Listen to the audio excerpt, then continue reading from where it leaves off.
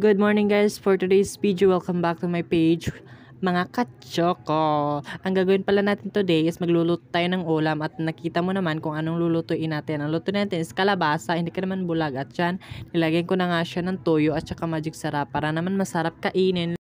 At habang inaantay ko nga na maluto ang ating kalabasa at dito na nga naghugas na nga ako ng plato para naman may gamitin tayo kapag kakain tayo. Wala nga naman kakain ka na wala naman plato at hindi ka naghugas. Saan mo naman nilagay sa lamisa, char?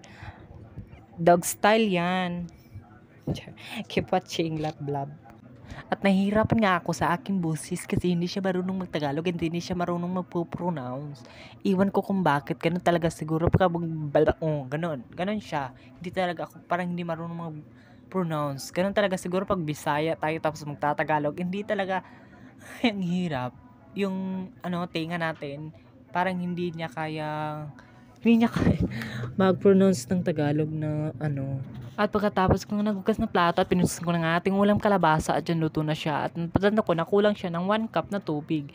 At baka magtataka kayo na wala yung ibang gulay dyan. Kasi gusto ko na wala yung ibang gulay. Gusto ko kalabasa lang. At dyan luto na pala at pinapakulo ko lang yung tubig at para kakainin na natin.